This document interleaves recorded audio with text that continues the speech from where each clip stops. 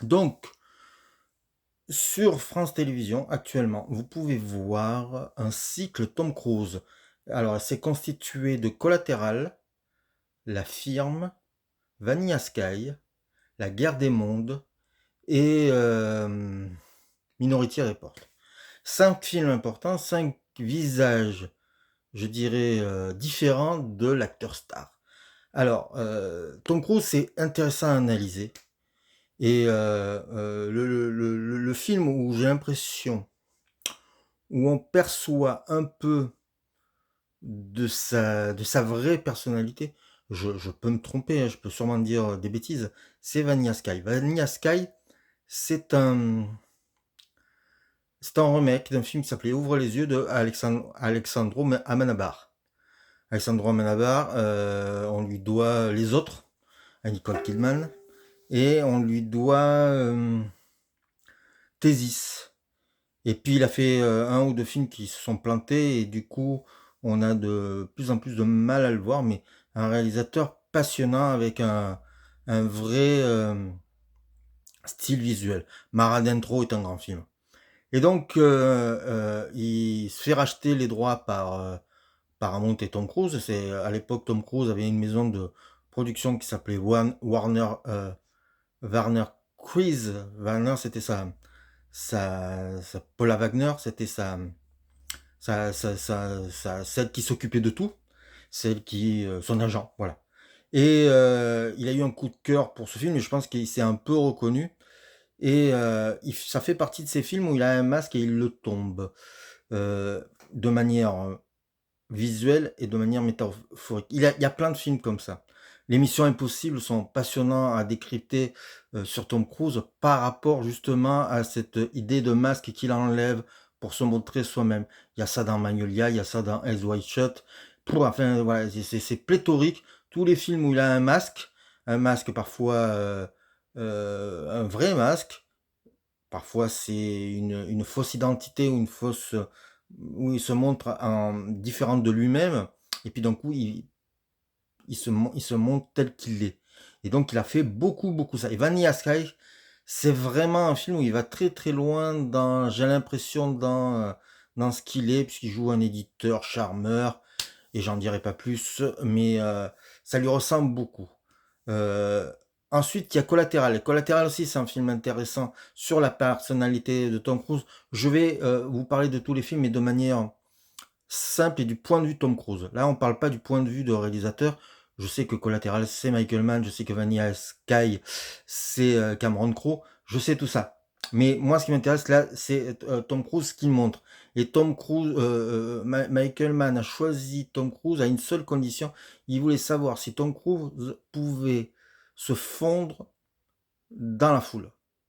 Et donc, avec des caméras cachées qu'on voit dans les bonus des DVD ou des Blu-ray, on voit que il a appris Tom Cruise, pas avec un déguisement, pas en se cachant. Alors, je crois qu'il met juste une casquette dans les bonus. Euh, Aller dans la rue et essayer de paraître quelqu'un juste en fuyant le regard ou en ayant une attitude différente. Et ça marche. Et du coup, je trouve que c'est aussi intéressant.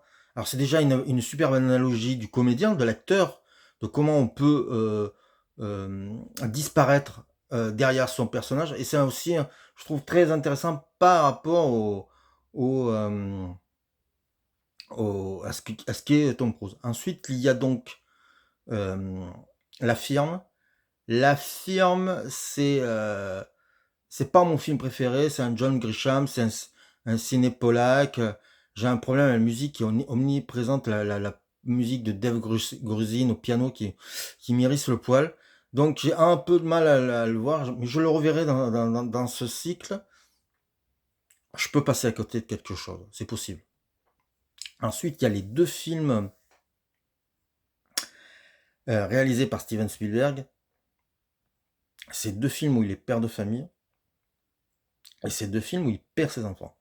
Alors, dans Minority Report, il le perd et malheureusement ne le retrouvera jamais. Et dans La Guerre des Mondes, il va se battre pour retrouver son fils et il est accompagné de sa fille. Donc, c'est des films jumeaux, des films très intéressants. C'est des films qui parle du 11 septembre. Minority Report, c'est le tout sécuritaire, et la guerre des mondes, on est carrément dans les cadavres, les cendres des corps qui tombent sur les épaules et des gens sur le corps entier. Ça donne des images assez ahurissantes et assez difficiles.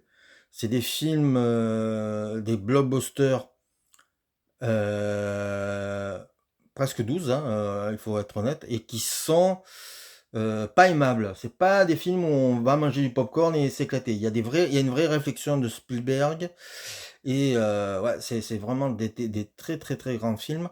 Et c'est des films passionnants aussi sur. Je pense que si Tom Cruise, c'est un acteur, s'il est devenu star, c'est il a choisi des réalisateurs.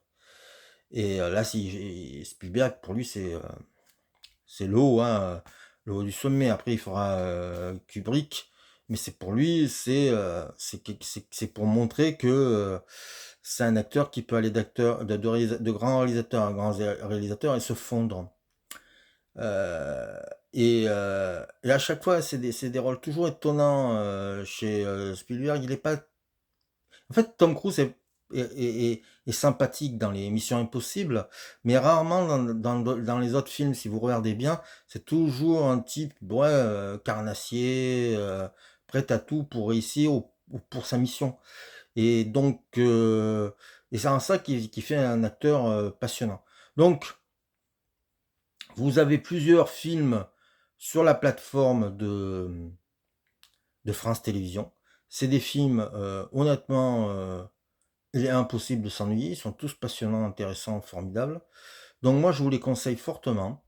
Et vous les regardez dans n'importe quel ordre. Et je pense que si vous regardez déjà tous ces films-là, vous aurez peut-être l'étendue de la façon de jouer de Tom Cruise. Vous verrez que c'est un grand acteur. Et aussi, peut-être, vous décèlerez certains secrets derrière ces personnages, parce que je pense que il se reconnaît. S'il choisit des personnages au cinéma, c'est pas pour rien. C'est parce qu'il doit y avoir des fois des choses qui sont en connexion. Il faut savoir que Tom Cruise, il a, je dirais jusqu'à, mais là ça va reprendre, mais je dirais jusqu'à au moment où il enchaîne que l'émission Impossible, c'est un réalisateur, c'est un acteur, pardon, et producteur, faut pas l'oublier, euh, qui n'a choisi que des grands réalisateurs.